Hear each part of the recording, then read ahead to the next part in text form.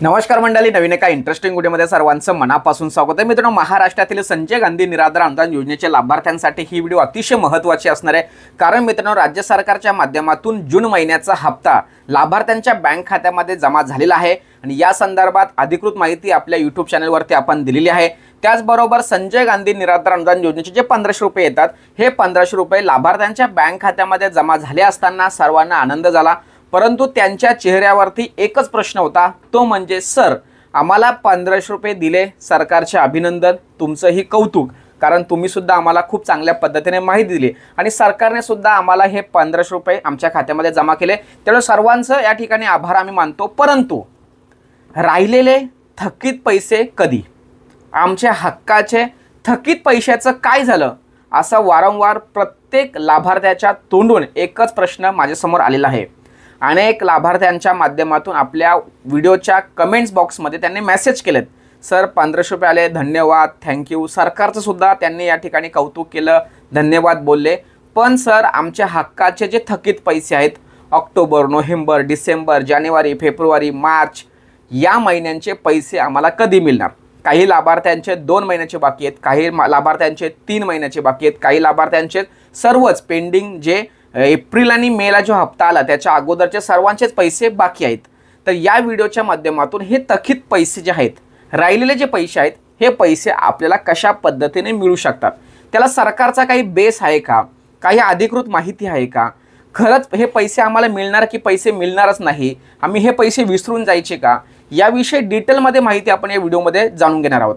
तत्पूर्वी मित्रांनो, या व्हिडिओच्या माध्यमातून सर्वांना एक विनंती असणार आहे की तुम्हाला थकीत पैसे जमा झालेले नाहीत असा तुम्हाला एक कमेंट्स बॉक्समध्ये मेसेज टाकायचा आहे। कारण मित्रांनो, एक लक्षात ठेवा, सरकारने एक शासन निर्णय जाहीर केलेला आहे आणि या शासन निर्णयाच्या माध्यमातून आपल्याला हे पैसे मिळणार आहेत, लक्षात ठेवा। पण मित्रांनो, हे पैसे मिळण्यासाठी आपल्याला आपली ताकद दाखवणं खूप गरजेचं आहे। यासाठी सर्वांनी कमेंट्स टाकायचे आणि त्यांनी सांगायचं आहे त्या ठिकाणी, आम्ही या जिल्ह्यातून बोलतोय, आम्हाला पैसे मिळाले नाहीत। एक लक्षात ठेवा, आपल्याला एक आकडा तर कळला पाहिजे, तालुका वाईज एक आकडा आला पाहिजे, डिस्ट्रिक्ट वाईज आकडा आला पाहिजे की एवढ्या एवढ्या पैशांचे येणं बाकी आहे, एवढ्या एवढ्या लाभार्थ्यांचे थकीत पैसे पेंडिंग आहेत आणि हे पैसे जमा होणं खूप गरजेचं आहे। पण ही अधिकृत माहिती आपल्याला मिळणं खूप गरजेचं आहे। यासाठी सर्वांनी कमेंट्स टाकायचे, सर्वांनी कमेंट्स द्यायचे की सर, आम्हाला या महिन्याचे पैसे जमा झाले नाही। तुमचे 1 मिनिट जाईल किंवा 2 मिनिटं जाईल कमेंट्स करण्यासाठी, परंतु मित्रांनो, आपल्याला सरकारच्या दरबारामध्ये हे सगळं काही गोष्टी मांडता येणार आहे। आपल्या YouTube चॅनलची दखल सरकारने कधीच घेतलेली, लक्षात ठेवा, अधिकाऱ्याने कधीच घेतलेली। त्यामुळे आपली ताकद या सोशल मीडियाच्या माध्यमातून दाखवणं खूप गरजेचं आहे, जेणेकरून जून महिन्यामध्ये जो पावसाळी अधिवेशन होणार आहे, त्या अधिवेशनामध्ये थकीत पैसे मंजूर करून घेतले जाणार आहेत, लक्षात ठेवा। जाणार आहेत हा शब्द वापरतोय, लक्षात ठेवा। तुम्ही सांगाल सर असं कसं काय? एक लक्षात ठेवा, आपल्या चॅनलवरती जी काही माहिती दिली जाते, ही माहिती एकदम खरी असते, खोटी माहिती दिली जात नाही। त्याला शासनाचा एक आधार असतो, संबंधित अधिकारी, संबंधित मंत्र्याच्या स्पीचचा एक आधार असतो, तरच आपण ती माहिती तुमच्यापर्यंत पोहोचवतो। अन्यथा फक्त व्हिडिओला व्ह्यूज मिळावे, लाईक मिळावे म्हणून आपण व्हिडिओ बनवत नाही, लक्षात ठेवा। मी या अगोदर सुद्धा ज्या व्हिडिओ बनवलेले आहेत, त्या व्हिडिओच्या माध्यमातून अनेक लोकांना फायदा झालेला आहे। एक छोटासा बॅक साईडला येतो, ज्या लोकांचे 1500 रुपये सुद्धा आलेले नाहीत, म्हणजे काही लोकांना पैसे जुने आलेत, काही एप्रिलचे आलेत, मेचे आलेत किंवा जानेवारी फेब्रुवारीचे आलेत, परंतु आत्ता 2 महिने झाले सर पैसे आलेले नाहीत, 1500 रुपये आलेले नाहीत, असे जे लोक आहेत ना, त्यांनी काळजी करायचं कारण नाही आहे। तुमच्यासाठी मी बसलोय, लक्षात ठेवा। तुम्ही फक्त मला फॉलो करत राहा, तुमचे पैसे कसे मिळून द्यायचे याची पूर्ण जबाबदारी मी स्वतः घेतोय। कारण मला अनुभव आहे, 3 ते 4 महिन्यापासून मी व्हिडिओ बनवतोय, तर त्या व्हिडिओच्या माध्यमातून ज्या लोकांनी आपल्याला फॉलो केलं, आपण ज्या गोष्टी सांगितल्या, त्या गोष्टी त्यांनी केल्या आणि त्यांना पैसे आलेले आहेत। तुमचे पैसे आले नसतील तर तुम्ही फक्त या चॅनलवरती धरून बसा, काही काळजी करू नका। तुमचे पैसे कसे आणायचे ती जबाबदारी मी घेतोय। यासाठी व्हॉट्सअप ग्रुप आहे, टेलिग्राम चॅनल आहे, व्हॉट्सअप चॅनल आहे, त्याची लिंक मी डिस्क्रिप्शन बॉक्समध्ये दिलेली आहे, त्यावरती जॉईन करायचं आहे, माझ्याशी वैयक्तिक संपर्क साधायचा आहे, मला फोन करायचा आहे, तुमची अडचण मला सांगायची आणि त्याच्यावरती 100% रामबाण उपाय मी सांगणार, ते तुम्हाला करायचं आहे। मात्र ते केल्याशिवाय तुम्हाला पैसे मिळणार नाही। राहिलेले पैसे जे 1500 रुपये आहेत त्याची जबाबदारी मी घेतोय, काळजी करू नका। आता हा प्रश्न या ठिकाणी उपस्थित आहे की आपल्याला थकीत पैसे कधी मिळणार? मी तुम्हाला एक स्क्रीनवरती एक शासन निर्णय दाखवतोय आणि त्या शासन निर्णयाच्या माध्यमातून आपल्याला स्पष्टपणे कळणार आहे की नेमकी आपल्याला हे थकीत पैसे मिळण्याची बाजू प्लसमध्ये आहे की मायनसमध्ये आहे। आणि जर समजा एक लक्षात ठेवा, हे पैसे नाही मिळाले तर आपल्या चॅनलवरती आपल्या व्हॉट्सअप ग्रुपमध्ये असे अनेक निराधार बांधव आहेत की ते आंदोलन आणि उपोषण करण्याच्या तयारीत सुद्धा आहेत। लक्षात ठेवा, फक्त मी स्वतःहून त्यांना सांगितलं की थोडा दिवस थांबा। बच्चूभाऊ कडू यांचं सुद्धा आंदोलन 8 जूनपासून आहे। त्या ठिकाणी जर मार्ग निघाला नाही आणि येणार आता अधिवेशन सुद्धा आहे, पावसाळी अधिवेशन, त्यामध्ये शासनाने स्वतः सांगितलंय, ते मी शासन निर्णयामध्ये तुम्हाला सांगतोच काय सांगितलंय ते, पण त्यांनी सुद्धा सांगितलं की पैसे देतोय तर थोडा दिवस थांबा, नाही जर झालं तर मग काय करायचं याचं नियोजन आपण करूया। तो शासन निर्णय या ठिकाणी मी तुम्हाला समजावून सांगतोय। बघा, या ठिकाणी 29 मे 2025 रोजीचा शासन निर्णय आहे आणि या शासन निर्णयामध्ये 2025 आणि 26 मधील खर्चाच्या पूरक मागण्या जून 2025 मध्ये दुसरे पावसाळी अधिवेशन जे भरणार आहे त्या दुसऱ्या पावसाळी अधिवेशनामध्ये मंजूर करून घेण्यासंदर्भात हा महत्त्वाचा शासन निर्णय आहे। हा शासन निर्णय मी डिस्क्रिप्शन बॉक्समध्ये देतोय। तो शासन निर्णय मी पूर्ण वाचून दाखवत नाही, फक्त महत्त्वाच्या ज्या बाबी आहेत या ठिकाणी मी समजावून सांगतो। या ठिकाणी ज्या बाबी या शासन निर्णयाच्या माध्यमातून प्रामुख्याने हायलाइट केलेले आहेत। तिसरा मुद्दा बघा, केंद्रीय बाह्य सहाय्य केंद्र पुरस्कृत योजनांच्या केंद्र व राज्य हिश्श्यांसाठी, म्हणजे ज्या राज्याच्या योजना असतात किंवा केंद्राच्या योजना असतात त्या सर्व हिश्श्याचे अर्थसंकल्पात तरतूद करण्यात आलेले नाही। बघा, म्हणजे जे काही पैसे अर्थसंकल्पामध्ये मंजूर केलेले नाहीत, म्हणजे मागचं जे अधिवेशन झालं, अर्थसंकल्प सादर झाला, त्याच्यामध्ये हे ज्या राज्य सरकारच्या काही योजना आहेत, केंद्र सरकारच्या ज्या काही योजना आहेत त्या योजनांचे पैसे मंजूर झालेले नाही किंवा घोषित झालेले नाही किंवा तरतूद केली नाही, अशा अर्थसंकल्पीय केलेल्या तरतुदींच्या 50% पेक्षा जास्त खर्च झाला आहे त्या ठिकाणी निधीची आवश्यकता आहे। अशाच बाबी, म्हणजे ज्या अशा योजना आहेत की त्या योजनांना अर्थ कमी पडतोय, पैसा कमी पडतोय, म्हणजे खर्च खूप झालाय पण पैसे कमी पडतायत, तर त्या योजनांसाठी या ठिकाणी पुरवणी मागणीच्या माध्यमातून, म्हणजे अर्थसंकल्पामध्ये पुरवणी मागणीच्या माध्यमातून लेखाशीर्ष मंजूर करून हे पैसे मंजूर करून गेले जातात। तर या ठिकाणी सांगितलं की ज्या योजनांचे पैसे देणं बाकी आहे परंतु तो जो पैसा ह्या वेगळ्या ठिकाणी वापरला गेलेला आहे तर तो पैसा मंजूर करून घ्यायचा आहे। त्यानंतर चौथा मुद्दा बघा, ज्या खर्चाच्या बाबींसाठी विविध पद्धतीने कोणत्याही प्रकारची अर्थसंकल्पात तरतुदी केलेली नाही। बघा, हा चौथा मुद्दा लक्षात ठेवा। म्हणजेच काय, तर जे खर्च केलेला आहे तो खर्चाचा कोणत्याही प्रकारचा नियम आखलेला नव्हता, विविध पद्धतीची कोणत्याही प्रकारची तरतूद केली नव्हती, म्हणजे जे आपले पैसे जे वेगळ्या योजनांना किंवा वेगळ्या ठिकाणी वापरलेले आहेत त्याचं कोणत्याही प्रकारचं नियोजन नसताना अशा बाबी अथवा अर्थसंकल्पीय भाषणात घोषित करण्यात आलेल्या नवीन बाबी, म्हणजे आता अर्थसंकल्पामध्ये ज्या नवीन नवीन घोषणा झालेल्या आहेत परंतु पैसे कोणत्या योजनेसाठी वापरावे असं काही सांगितलं गेलं नव्हतं, अशा सर्व योजनांचे पैसे या ठिकाणी मंजूर करून घेण्यासंदर्भात या ठिकाणी विभागांना सूचना करण्यात आलेल्या आहेत।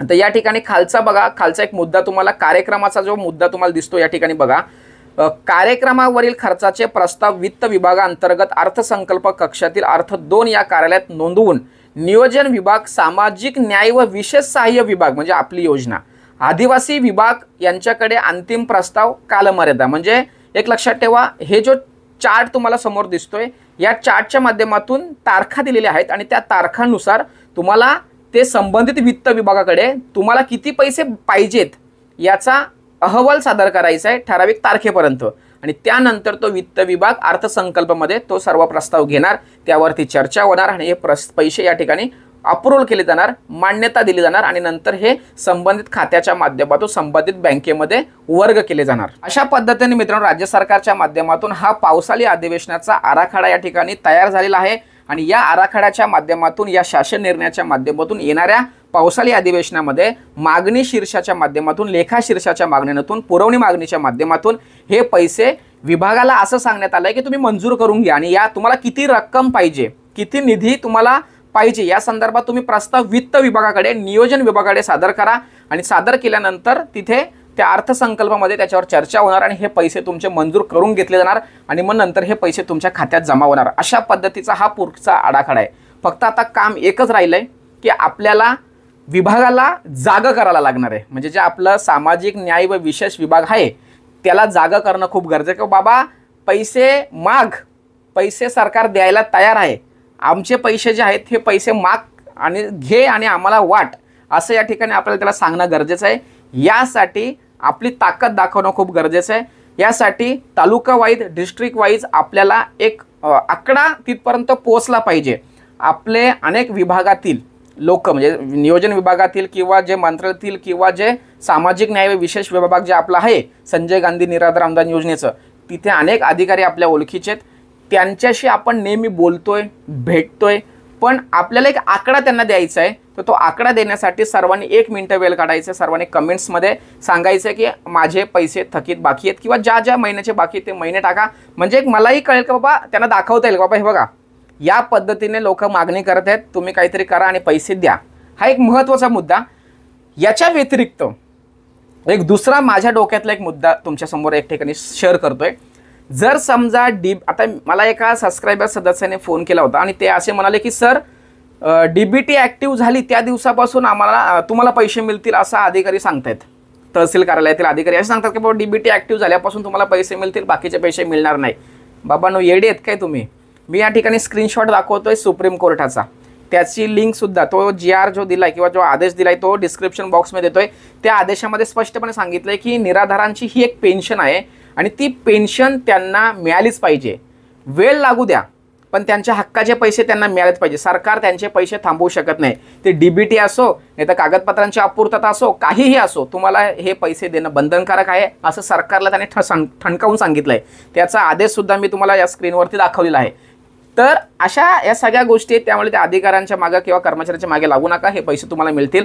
दुसरा माझ्या डोक्यातला मुद्दा तुम्हाला सांगायचा होता तो असा की एक लक्षात ठेवा, जर आमच्या निराधार बांधवांचं DBT नाही म्हणून पैसे तुम्ही दिले नाही, मान्य, धन्यवाद, मान्य, पण बाबांनो लाडकी बहीण योजनेचे पैसे दिले ना तुम्ही, त्यांची DBT ॲक्टिव्ह होती का? सुरुवातीला जेव्हा फॉर्म भरलं तेव्हा 3-3, 4-4 महिन्याचे, काहींना 4,500, काहींना 5,500, काहींना 6,000 किंवा 8-9 हजारापर्यंत तुम्ही वन टाईम दिले। म्हणजे DBT त्यांना करायला लावली आणि नंतर त्यांना पैसे दिलं। अरे बाबांना आमची DBT ॲक्टिव्ह असून पण आम्हाला पैसे देत नाही, किंवा आमची DBT ॲक्टिव्ह नव्हती मग आम्ही केली, मग आमचे थकीत पैसे द्या। जर समजा तुम्ही लाडकी बहीणला पैसे जर देताय तर मग आम्हाला पैसे दिले पाहिजे। या मुद्द्यावरती आपण पुढचं नियोजन आपण नंतर करणार आहोत। शासन निर्णय वगैरे सगळ्या गोष्टी आहेत, तरीसुद्धा जर नाही ऐकलं ना तर पुढचा लाडकी बहीण योजनेला विरोध नाही। मी हात जोडून लाडकी बहिणींचं या ठिकाणी क्षमा मागतोय का माझा निराधार बांधवसुद्धा लाडकी बहीणच्या पद्धतीनेच या ठिकाणी जे 1,500 रुपये मिळतात त्या 1,500 रुपयावरती जगत आहे। मग तुम्हाला पैसे मिळाले त्याचा आम्हाला काही राग नाही, पण आमचे पैसे थांबवले ना बाबांनो, तर ते थांबता कामा नाही आहे। तुम्हाला पैसे दिले त्या बेसवरती आम्ही सुद्धा आमचे पैसे कसे मागून घ्यायचे याविषयी पुढचं नियोजन असणार आहे। आपल्या सबस्क्रायबर सदस्यांपैकी किंवा व्हॉट्सअप चॅनल व्हॉट्सअप ग्रुपच्या जे सदस्य आहेत त्यांच्यापैकी अनेक लोक आंदोलन उपोषणाला तयार आहेत। थोडे दिवस त्यांना थांबवण्यासाठी मी त्यांना विनंती केलेली आहे। बच्चूभाऊ कडू यांचं नियोजनबद्ध आंदोलन आहे, ते कशा पद्धतीने सक्सेसफुल होतं आहे, त्याच्या रूपरेषा नेमक्या पुढे काय आहेत, या सर्व गोष्टींचा विचार करून आपण आपलं पुढचं नियोजन करणार आहोत। परंतु पुढचे थकीत पैसे आपल्याला मिळालेच पाहिजे, यासाठी स्वतः मी, तुम्ही आणि बाकी सर्व समाज या ठिकाणी एकत्र येऊन प्रयत्न करणार आहोत। आपल्याकडे खूप शासन निर्णय आहेत, आपल्याकडे वेगवेगळ्या योजनांचा बेस आहे, त्या बेसवरती आपला या ठिकाणी 90% आपण प्लसमध्ये आहोत असं म्हणायला काही हरकत नाही। अशा पद्धतीने मित्रांनो अनेक लोकांच्या, अनेक निराधार बांधवांच्या माध्यमातून एक प्रश्न वारंवार विचारला जात होता की सर आमचे 1,500 रुपये आले पण थकीत पैशाचं काय झालं? तर काय होणार आहे याविषयी संपूर्ण डिटेलमध्ये मी माहिती या ठिकाणी दिलेली आहे। व्हॉट्सअप चॅनलची लिंक मी डिस्क्रिप्शन बॉक्समध्ये दिलेली आहे, त्यावरती क्लिक करून जॉईन व्हायचं आहे। चॅनलवरती जर पहिल्यांदा आला असाल तर चॅनलला सबस्क्राईब करा, व्हिडिओ जर आवडले असेल तर लाईक करा आणि ही माहिती, ही व्हिडिओ सर्वांसाठी अतिशय उपयुक्त असल्या कारण त्यांच्यापर्यंत पोहोचवण्यासाठी सहकार्य करा। भेटूया पुढील व्हिडिओसह, तोपर्यंत धन्यवाद। जय हिंद, जय महाराष्ट्र।